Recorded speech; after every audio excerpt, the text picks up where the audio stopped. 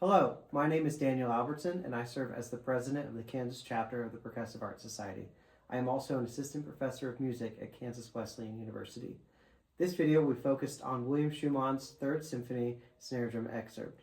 Now, this excerpt is not particularly challenging from a timing and rhythmic standpoint, but it's really important that we as the performers understand not only the context of this excerpt within the music, but we also understand the circumstances in which we are performing and what kind of sound we want to create, particularly from this excerpt. So here are a few tips and suggestions in order to play William Schumann's Third Symphony Snare Drum Excerpt.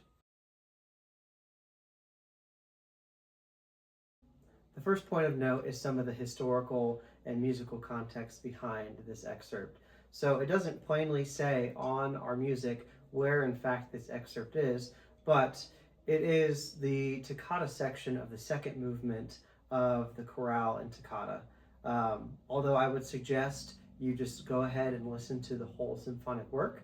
It will really inform you as to what we are trying to accomplish within this piece if we know how our part fits in. And that's really what differentiates etudes versus excerpts such as these, is that the etudes are technical practices that oftentimes are not linked to anything else or a larger work.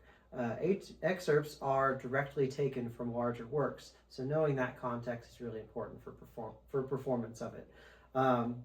So if we're looking at this excerpt, the first thing to note is the rhythm. We really only have two different kinds of rhythm that are consistent, and that is this dotted eighth note followed by a 16th note, and then triplet groupings. Now, sometimes when we see these dotted eighth with the 16th note groupings, our first inclination is to play those more of a swung style, especially when they're around 16th notes.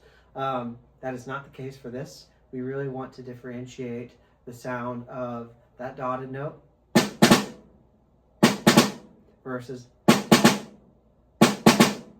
So one is a lot crisper, a lot sharper. The other one we can consider having a little bit less space, or it's a little bit lazier sounding. So differentiate between those two particular rhythms.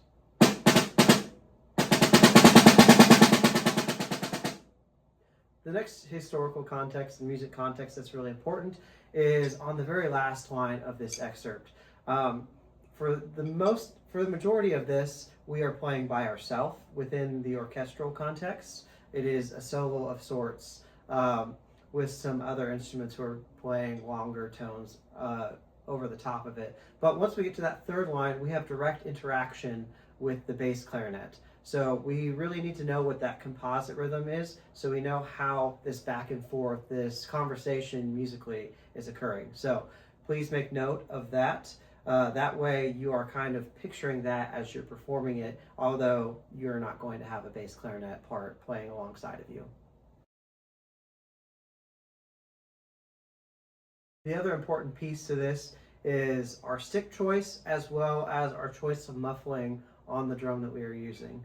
So while this is a lower dynamic level piece for us, I would consider using drumsticks that have a bit of a smaller bead. That way we can get to that lower dynamic level, but we can also achieve the articulation necessary for this to be soloistic and for it to be heard.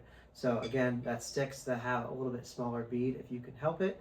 The muffling piece of this is, it could be just about anything, but the difference we're listening for is, as I said, this crisper articulate sound versus this wider, more open sound of the snare drum. So I just have a little cloth here, and it's staying at the very bottom edge of my snare drum. So it's not muting it completely and taking away all the tone, but it is taking away enough of it that we can hear the exactness of each one of those notes.